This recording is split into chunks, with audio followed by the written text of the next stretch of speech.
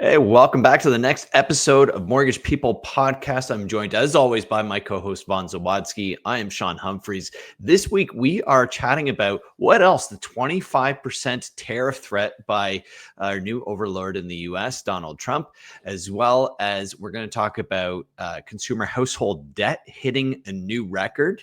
And should we expect a half-point decrease in December by the Bank of Canada? As always, this is Mortgage People.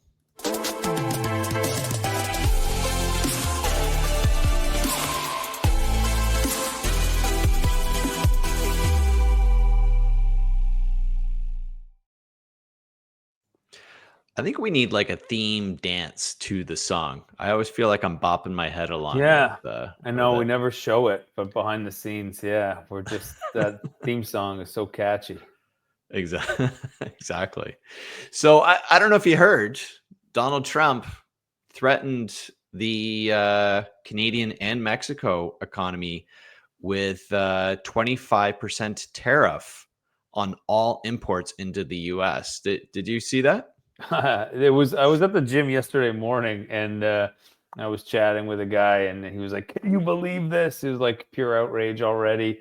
I'm like, "Is this our next?" Our discussion was more about like, "Is this our next 4 years of like every morning waking up to a new outrageous thing that President Donald Trump has claimed or threatened or trying to bully?" And this time around, I'm way more cautious about reading a headline and coming up with an opinion because this guy, whether he deserves it or not, and I'll argue that like I don't care if he deserves it or not, has been misquoted in more than anything that I've seen, of any politician or even public figure for the last Mhm. however many years. And I don't care if he's misquoted, but I care if I'm reading false headlines all the time, if I'm reading sensational stuff. And the rest of the Canadians and Americans should also care about that. There's an obligation to the people to publish facts and not half truths or half of what somebody said,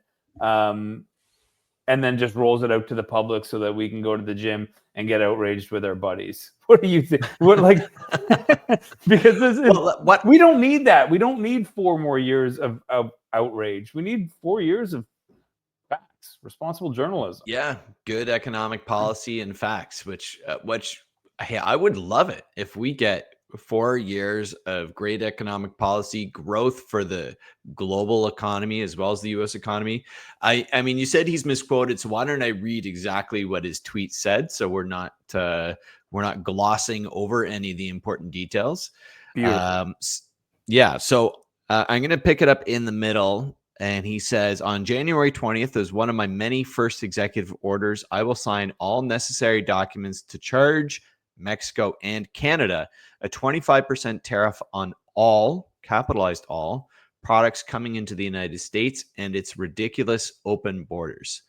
This tariff will remain in effect until such time as drugs, in particular fentanyl, and all illegal aliens stop this invasion of our country. Both Mexico and Canada have the absolute right and power to easily solve this long simmering problem. So it goes on a little bit from there, but that's basically the gist of it. So all illegal aliens and fentanyl um, crossing the I, border into. I I know don't the know how are you U.S. measuring that, Yeah, Vaughn. that's a great point. How do you measure that? So how do you take this what's a true central tweet called? I don't I don't know. I Uh, don't what a let's truth. It's just called the truth. well a truth. Let's not call it a truth. That's Let's what it's I called. no no. I think you're right. I think you're right. I've heard it referred to as a truth, but let's just call it a tweet. Just to kind of keep things on a level playing field here. Right. Um, how You have can you no take it? measurement. Where are we counting people at the border? I mean, I think like there's so many things that are going to happen in this whirlwind. Let's call it the maybe not the first day, but the first week of Trump being in power. I think like certainly the tariffs are getting big news here in Canada, and I think are kind of right straight out of the Donald Trump playbook of negotiating and charging people and wielding a big stick. The art of The the deal 25 stuff, right? Like he wrote a Yeah. book about this. His playbook has already been written. If you want to read it, you can. It's just bully tactics. It's kind of childish, to be honest. Yeah. Because it's not good policy for U.S. either. Like No. all it does is drive up the cost of their goods for stuff that we can produce efficiently. Yeah, not good for Canada, not good for the U.S. I don't know enough about the Mexican economy to comment Right. on their stuff. Well, we can assume that it would have a similar effect there as I well. guess we They've get a lot got of cheap produce. labor. Yeah, we get a lot of produce from and yeah, I mean that just drives up the cost for Americans.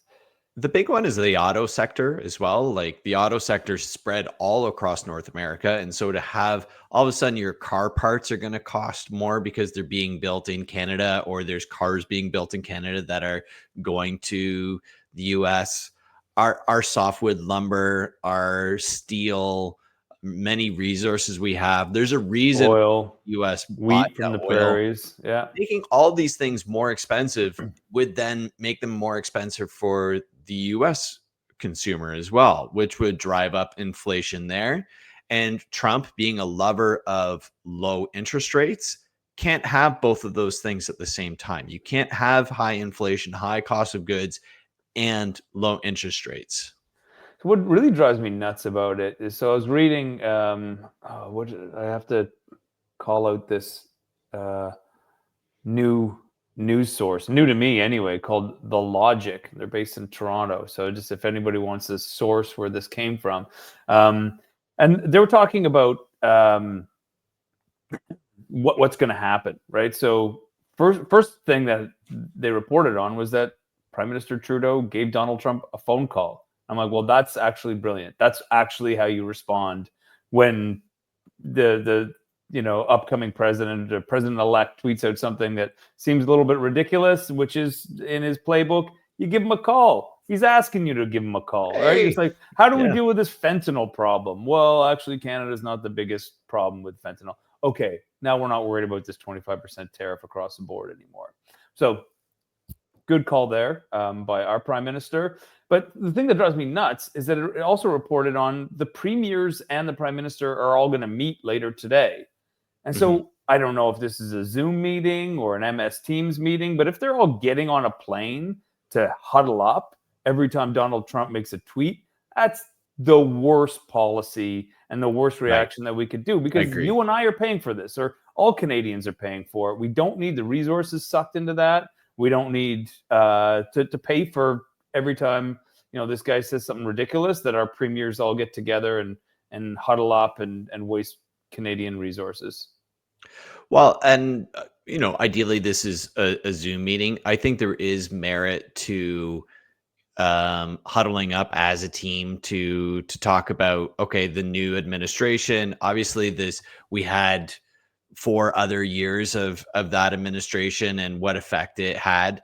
But going forward, I think we do need to get everybody on the same team. This is Team Canada here. I understand that Alberta might not see things in the same way as what the federal government would, or different premiers wouldn't see things eye to eye with Team Trudeau.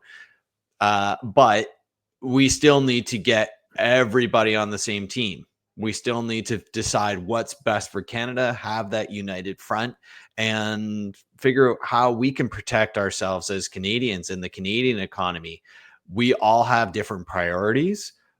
I guess what's coming into my mind is what a Team Canada hockey team would look like. You've got all your regular season NHL battles that happen. You might not like somebody else that's going to be on Team Canada, but that guy's the right player for this team. Let's get everybody together. Let's act as quickly as possible as we can as a team, and then let's be ready to roll when For sure. this hits the fan. So do you think that this is a threat that we should be overly concerned about? I mean, in my mind, I read it like this is tied specifically to illegal immigration and fentanyl, and not tied to any sort of economic policy. This is a bully tactic using economic policy Right. to deal with something that he may have heard on Dr. Phil about the fentanyl problem in the U.S. And Yeah. So I don't see it. I don't see it materializing. I'm not sure that we should be worked up. And I'm a little bit annoyed that the headlines, all of the headlines that I read, didn't mention that it was specifically tied to fentanyl and illegal immigration, which is, illegal immigration is something that he ran on. So he's chest thumping a bit. Yeah. Give I him a agree. call. I think it's totally doing that. I think that cooler heads will prevail. Will it be a 25% tariff? Probably not. But I don't think this is the last threat. And he has imposed tariffs on Canada in the past. And we turned around with retaliatory tariffs on things that made the most sense. And let's I keep in don't mind remember that what they were. tariffs, we're using tariff as a dirty word, and it has been just because of, Trump is trying to weaponize it.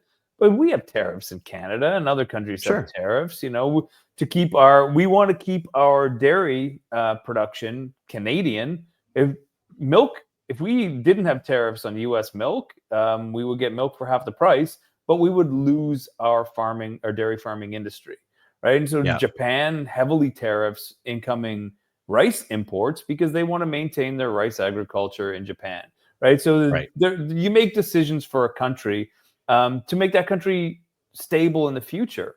And we lost all of our pharmaceutical manufacturing, and then when we had a pandemic, it kicked us in the ass, right? Because we lost that resource to produce our own here, and now we have to wait in line to get it on the global market. So Yeah. tariffs aren't a total bad thing. It just, you have to do it when it makes sense. Bit of a knee-jerk reaction to the tariffs, though. Like, let's bring all the manufacturing jobs back into the US or back into Canada. I think we need to have them on friendly territories, not necessarily like, producing all of our input goods here in Canada, because we don't have the population that will work at the cost that will make those goods affordably. It's true. It's very inflationary if we're thinking that we're going to produce, everything here, or even if we're going to, we talked about importing food from Mexico. It's like, Right. what would it cost to build greenhouses in Canada that we could have agriculture all year round? Like, that cost would be astronomical. It's already $4 for an onion at the grocery store. What are you going to pay $18 for one if we make it here? Come on. Yeah. It's and so all of those things, like, there is a lot of bluster to doing these things. And will we bring all these jobs back into the US or back into Canada?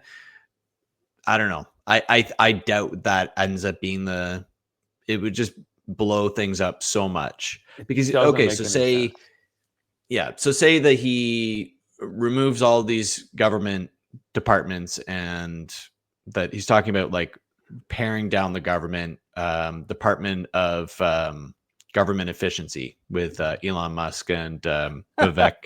I forget how to say his last name. But so taking all those, and then all those people are looking for jobs. Are all those people in government now going to make nails and paper clips for, manufacturing jobs? Not a chance. Those are different. They're not qualified to do those things, It's a or they're dilemma for me overqualified. because I do think that we've got a lot of government bloat, and the way to trim that down is to remove headcount in a way. But Sure. I'm really not for laying off Canadians. Like, this is my same sort of argument with the oil and gas sector. The government wants to slow that down in Alberta, and I'm thinking there's tens of thousands of really good jobs there. So when you try to force something back from where it is, or reduce the size of it, you're putting Canadians out on the street, and I think that's just an absolutely terrible idea. So you have to repurpose it somehow, right? If you're going to put in drastic changes to pare back on the oil and gas economy, then you have to invest in finding those employees other work that they can do. If you're going to cut back on Yeah. the size of the government, which I think you should, you have to reallocate those resources. I'm not a believer in laying off Canadians or firing Canadians over policy. Yeah. I want to put a bit of a button on this. I was reading this morning on Mortgage Logic News, Rob McClister. He does a lot of stuff on like the Financial Post, and he's got his own newsletter. It's behind a paywall. I'm going to read he put together 6 likely outcomes from Trump's 25% tariffs, or as he calls it, bull and an economic China shop tariff plan. I like it. I like a good take, Sean. That's a good take. the economic, mortgage logic news makes me laugh, and it's like a lot of it's great content, but there's always these like sly comments in there which always bring a smile to my face. And I think that's a very difficult thing to do when it comes to mortgage and economic news. So to be pretty dry over here. So that's why we love Benjamin Tull. Yeah. So yeah, exactly. So so his 6 outcomes. Number 1 would that we fully cooperate in Canada. He makes a threat, we fully cooperate, and if that fails, then we have retaliatory tariffs, as we did in 2018. So kind of probably that happens. I think we're going to try to cooperate. Let's try to work something out, and if that doesn't, then hey, we've got tariffs as well. Number 2, Canada will see less investment, global less investment, given its potentially more costly access to the U.S. market. So less economies would want to invest in Canada. We wouldn't be investing maybe as much ourselves, because all of a sudden we've lost our biggest ally and economic ally in that, which would then let me like see if we can expand and see if we can get this right. So if we get less investment in Canada, that means that it's going to drive our bond prices down, which is going to drive the bond yield up, which is going to mean higher fixed rates. Am I right here? Do I have this right? I think so. I mean, they're strongly correlated to U.S. Bond yields, but I think if Canada is all of a sudden not a partner in the U.S. or not as good of a partner or more expensive, that's going to draw up U.S. bond yields as well. The cost of everything becomes more expensive there. I think that's where it heads. I think that we have higher fixed rate costs. The other outcome would Canadian GDP would plunge if tariffs take effect. National Bank reported 20%, an estimate of 20% of our GDP, because 20% of our GDP comes from U.S. exports. Our gross domestic product would suffer as a result of that. And so what he also said is if Canada can't win a tariff exemption, the Bank of Canada could be forced to cut more rates aggressively, but only for a limited time. So we would have to pull our interest rates back. But as you can see, like bond yields going up, costs are going up. So these two things move short term a bit of flux. Short term is a problem too, because we make long-term decisions, specifically in our industry. We make long-term decisions, 25, 30-year decisions in terms of amortization, and typically 5-year terms. Like in the last 8 years that I've been doing this, only these short terms, these 2 and 3 year terms have come up recently because of speculation. But typically 5 years, nobody wants to look at their mortgage every 2 years, and so short-term policy is definitely tricky in the Canadian mortgage market. For sure. Yeah, I mean, and I guess the outcome being is that if inflation goes back up as a result of all these higher costs, the Bank of Canada will have no choice but to increase the policy rate, right, and try to bring inflation back down. So I think certainly possible we would get lower interest rates kind of immediately or in the short term, but then right back up if this continues. Well, you know where this leads, Sean? Tell me. In the 1970s, we haven't seen stagflation in our lifetime, but reading about it recently, because of all these potential changes, right? This is terrifying, where we're stuck with high interest rates, high prices, and a dog shit economy. Well, I mean, and this hasn't happened since the 70s. 72 to 83, I think, was the last point where there was stagflation. So high unemployment, reducing a faltering economy, so GDP going down, and then high inflation. So everything costs more, people are not working as much, and we're not producing as much. The It's scary like, thing is that it feels like we're on the cusp of that at the moment. yeah. Like we're certainly sitting in that in a bucket of it right now. Looking to the Bank of Canada to reduce interest rates to help pull us out of it. But I did a bit of research on it. And it's like, well, they don't even have. There's no playbook to get out of stagflation. In fact, the only playbook that I could find was a statement that said the best way to get out of stagflation is to make sure that you don't run into it in the first place. So they don't even have a lever. When we have high inflation, they crank up the interest rates, right, to bring it down. That's the lever, the only lever it seems that they pull. They don't have a lever for this. Yeah. Yeah, and I think because so much of it is due to outside influences. In the 70s, it was due to the oil embargo. It was due to the currency not being deregulated, but they stopped trying to manually stabilize it. And then Oh, also the the baby gold boom standard. generation, a whole bunch of like, the population was big, but then also women joined the workforce. So there was just more people in the economy willing to work. And so all those things together is what Yeah, caused it's not stagflation. like we have such a different mix on the go right now, specifically with Russian oil that was fairly inexpensive for a very long time, and that's driven our energy prices up, which is so inflationary, right? Because every step, every company needs energy, every service, every product needs energy to create it, so that every step that the product has to move through, it gets marked up to cover the increase in energy costs. So that's a huge one, energy cost. But we're in that sort of situation right now. Now we're forced to reduce our immigration because of our housing crisis. So that's going to Hmm. contribute to a negative GDP, at least for a Yeah, we little didn't even while, talk about that. or we predict it to, Yeah. is going to hurt the GDP. And prices of goods are still up. Um, it's like Yeah, I don't want to be a negative. I'm an optimistic guy, but I I'm know I'm you are. looking at this thing from a really sort of worrisome perspective. Yeah, I think you're right. I think we have a lot of things.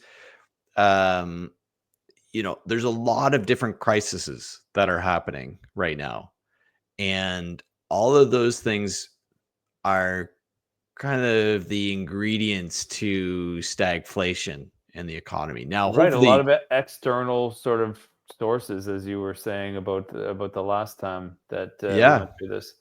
it's like oil prices are not really in our control. The housing, we don't have enough housing. We have too many immigrants, but we're reducing the number of immigrants, which will reduce our GDP. High prices, high tariffs. So I think inflation, it's not as I don't think we have this in the bag as much as we thought we did 6 weeks ago. That's really what it seems to be, and I'm really not into sensational media or sensationalizing any of this stuff. But it seems like there's a storm brewing, um, with a lot of factors that are sort of out of our control. Right? Like we can't solve the housing crisis in 5 years. Like even if Right. that was an option, then we know we can get our immigration targets back up, which is going to Right. help the economy. Which is we need the workers, we need the cash, we need to be able to put people into homes, and even if it's rental homes, right? So Yeah. We need to be building. We need more homes. We need more transportation. Public access transportation, social housing. And how that happens, and in a kind of a declining economy that we have, I think we'll get a new prime minister probably some point this year, and I'm not a big Justin Trudeau hater, but I can see we've had him for 10 years. It's just it's a sure. stale economy, or a stale leadership. And I think we're getting new leadership that maybe creates a bit of a bump in psychology, but I think all of those same problems will still be here. And the next prime minister is taking on like um a cornucopia of Isn't it a issues. strange thing to want to put your hand up right now and say, "Hey, I'm gonna take this over"? Like, I who would, really wants to inherit this, right? yeah, I mean, people love power, right? They love the exposure to it. So anybody that wants to be prime minister or premier or whatever has to really see themselves as somebody that could help, right? And whether that's true or not, I mean that. Yeah, I mean, we'll see where this goes because it's really only been just rhetoric about how bad our current situation is. Well, I don't know why anybody would be confident in the next man up because he hasn't really said, his response to the Trump tariff comment was, well, we need to make Canada stronger so that we don't have to rely on the US. And they're like, well, yeah, that's a really cute thing to say, but Right. that's not a 6-month fix. So we're just going to make Canada stronger. Like, there's Yeah, no game that's plan part. there. Right, but that's part of the magic of being the opposition leader, where you don't actually have to come up with a plan. No, I mean, Justin Trudeau did it when Harper was in. He was a great opposition leader when Harper was in power. Pierre Poilievre is doing. He just has to say, "Oh, this guy doesn't know what he's talking about. Oh, we need to do this," but you don't actually have to put together a plan to make it happen no, until it's the you difference are between being like clever and being intelligent. right. If you're intelligent, you might want to actually have some policy so people could look up to you. If you're clever, you just dump on the other guy who's like everybody is That's his finished. job, though. He's doing a great job of that. That's exactly what his job is to say, well, that's not what I would do, or this is dumb, or this is what I would do. And Donald Trump did exactly that and said, without a lot of specifics on what he would Yeah, do other than big, oh, I would do this and I would do that. And like that's what got people's attention. the And playbook here we are. works. That's Um, the playbook. But what is the outcome of that? Yeah, that We'll it's see. just too bad for us, for Canadians, for North Americans that this, basically simple but effective playbook. It doesn't necessarily what we want is good leadership. This playbook does it get us good leadership? It guarantees next leadership, but Yeah. Yeah. yeah, But 10 years in, like that's a long time to be the leader of a country. So I think we have somebody new come in, fresh approach, and we'll all be upset at that person in no time because they don't know what they're doing. for sure we Like will. it's that cyclical. I don't think he lasts 10 years, but maybe he does. So Yeah, I don't look at um, it as a savior to Canada. I do think it's time to move on from our current administration. It was what it was. had some good Hopefully, times, some shirtless jogging, God, a few juicy scandals, overpaying Yeah. for a vaccine passport app. Yeah, it's been a ride. All right. So I don't know if you saw this, but consumer household debt has hit a new record. I feel like we just do this a We just lot. break through that ceiling every year. I feel in Canada. And I think like so it's up 4.1% from the year before, which is a lot. We would have I think in a normal economy, as your economy expands, consumers are going to take on more debt. This doesn't mention like the percentage of debt that people are taking on, but it's a lot of young people that are taking on the debt. About 45% of the debt is held by millennial or Gen Z consumers who are teens to early 40s. So a So big kind of chunk of that is the big chunk. mortgage debt, right? And if they held that same debt throughout their lives, that debt is going to be small compared to what their incomes are in 20 years from now. But it will be the next young generation that is coming up that is then going to be the debt holders after that. But 74% of this debt is in mortgages. Makes Surprised sense. by that number? Does that seem I mean, right? it makes sense.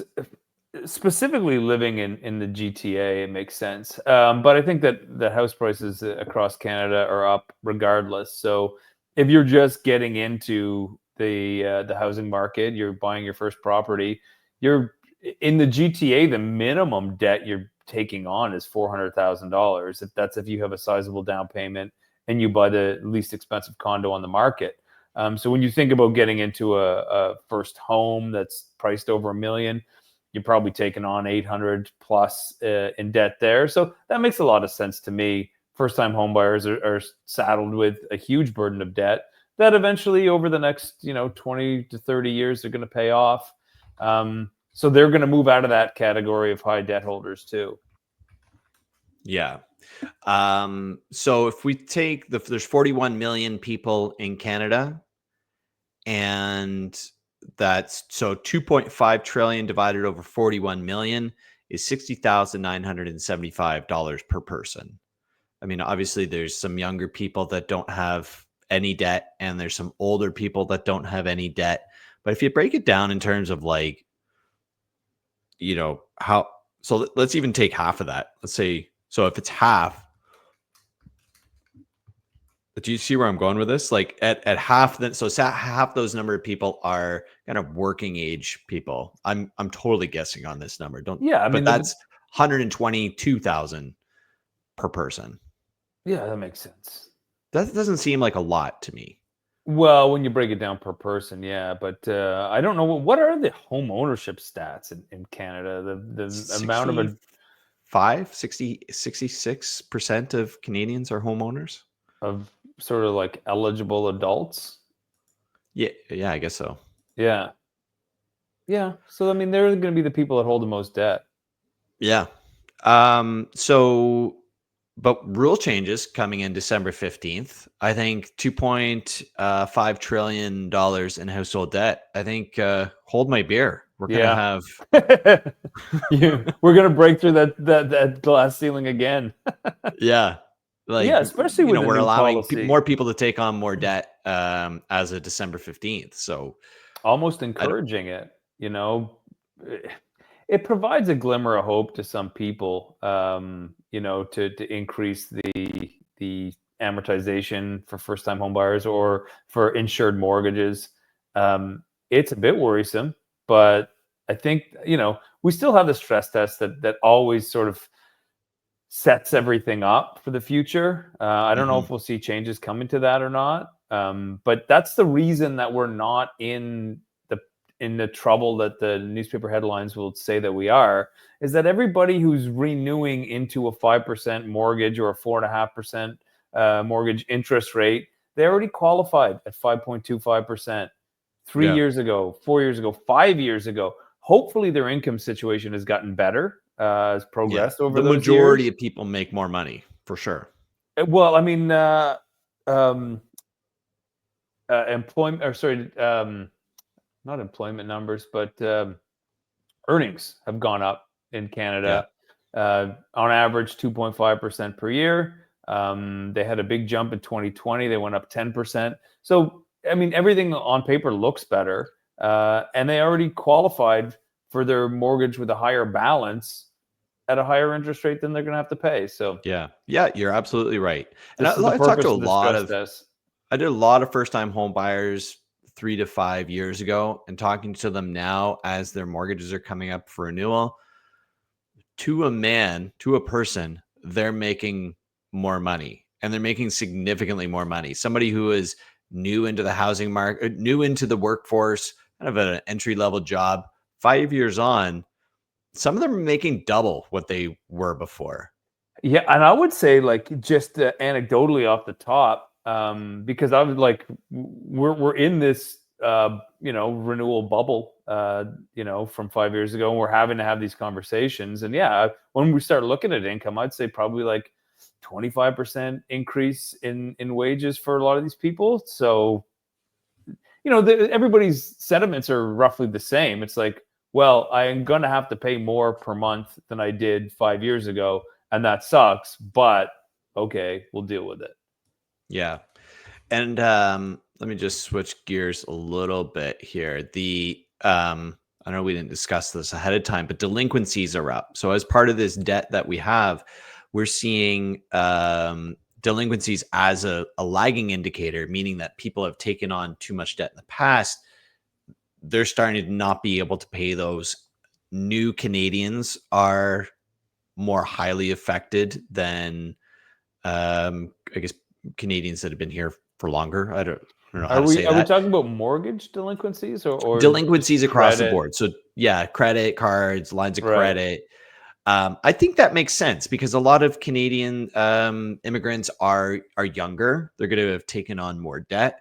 A lot of people coming to Canada see the Canadian dream as being able to own a home, and so they go about and they do that. So I can see them having a larger portion versus somebody maybe like our parents' age who aren't in that age of taking on new debt. There's not a lot of seniors, immigrants who are seniors that are coming to the country and taking on debt. right. So I can see that being like it's kind of like, oh, you've got this sparkly, oh, immigrants are taking on more debt and they're in trouble.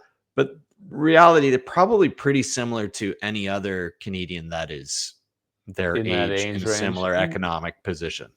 And not to, I mean, there's other factors, I'm sure, as well. Like if you've been living in Canada for 20 years, you've seen, this is probably your third recession that you've experienced. Right. You know the ebbs and flows. You know how to manage your cash flow. If you're coming from another country and you've only been here for a couple of years, there's probably some acclimatization that has to happen.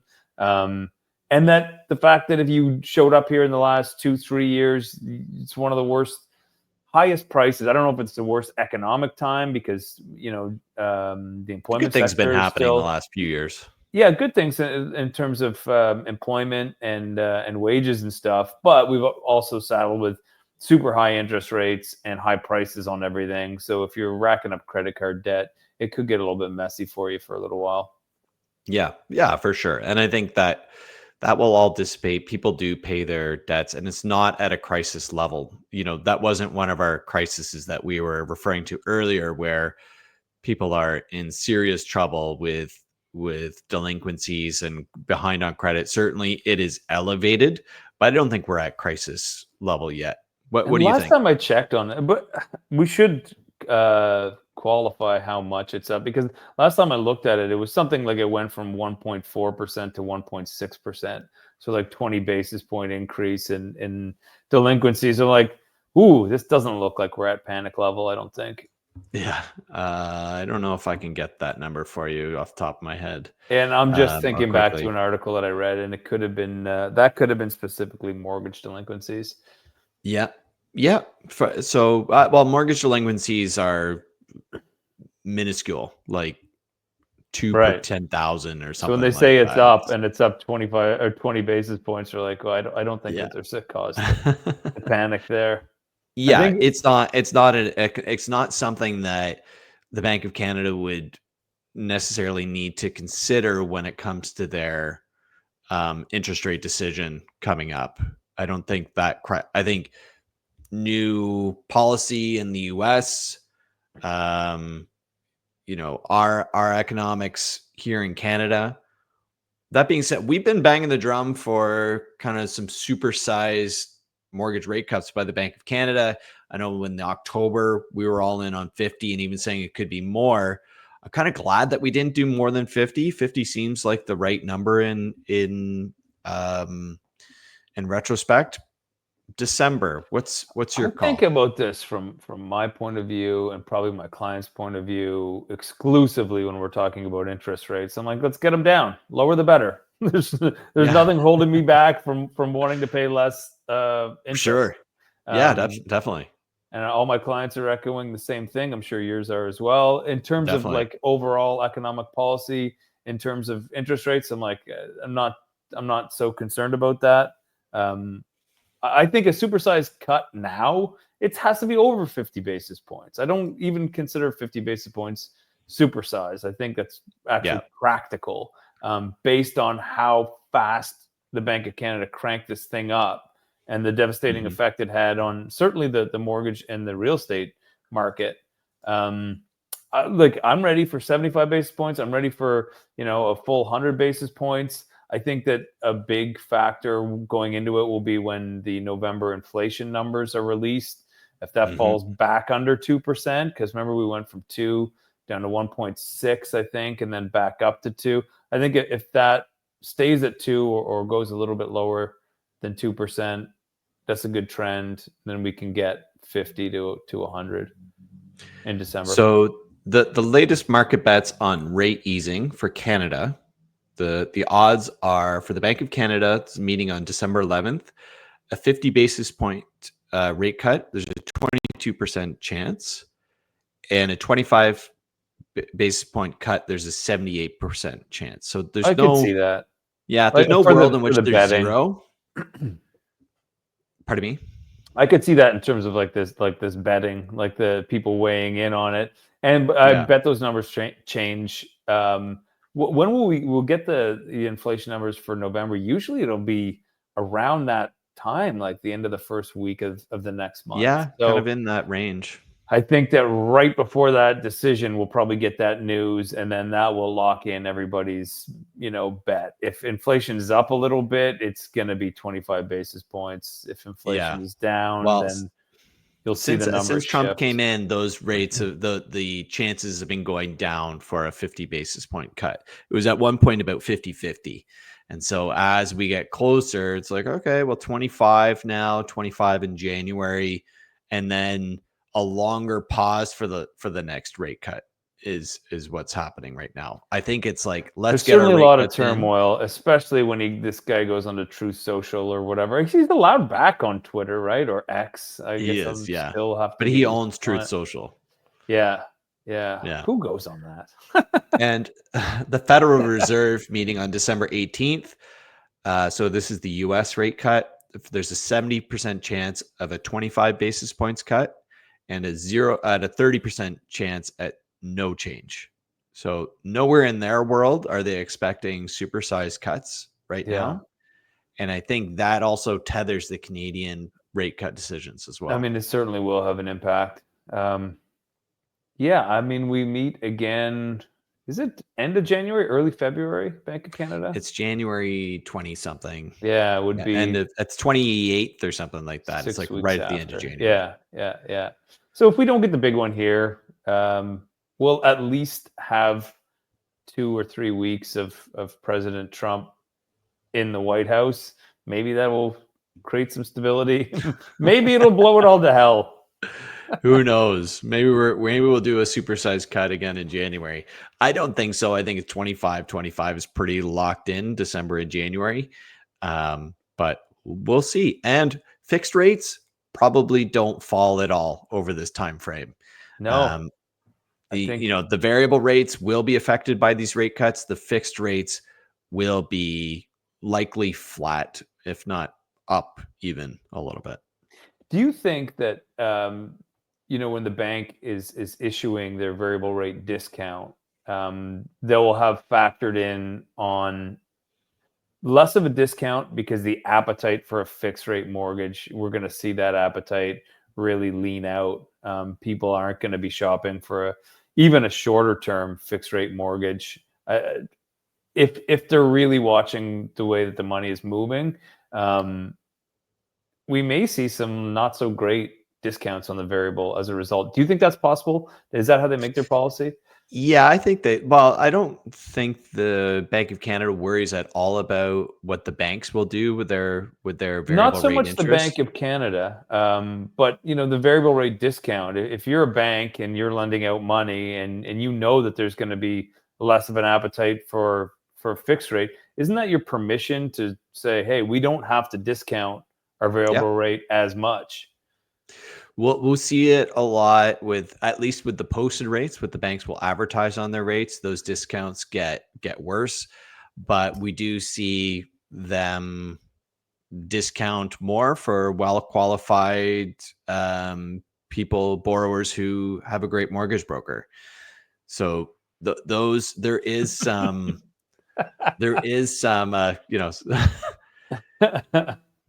there is some ability to get lower rates, but we do find that, like, for example, one of our lenders, the Bank of Canada, cut their prime rate, they followed suit, and then their discount shrunk about 0.15%, which was very frustrating. Well, that's it. And we've been watching the discounts shrink a little bit. I mean, the discounts on a variable rate weren't very good, let's say 2 years ago, Yeah. because there was all kinds of weird uncertainty. But now, as the picture seems to be coming into focus a little bit more. But what we're seeing, like on an uninsured mortgage, that discount might only be 50, 45 basis points. Even Yeah. on an insured side, it would be pretty standard post pandemic or even during the pandemic, or sorry, pre pandemic and during the pandemic, to have a prime -1, sometimes Right. even 1.15. And we're seeing Yeah. that shrink up to like prime -0.9, prime Yeah. Yeah. -0.85. For sure. Those prime minus like 1.2 that we had at one point, those are not available. And just so everybody knows, like the prime, so how variable rates work is the prime rate, which today is 5.95%, is discounted by, say, for example, 1%. So the rate that you would pay would be the prime rate minus 1%. So you would pay 4.95% on prime minus 1, and the discount is what is offered, and you by the lenders, and then you lock in that discount for your 5-year term. And so when we're talking about the discounts changing, it's only what's changing on new offers from new mortgages. Essentially, Right. it's the prime rate that changes, say every 8 Yeah. meetings that So the Bank of Canada if has. you only have a 50 basis points discount off the prime rate, then you really, really need that prime rate to come down.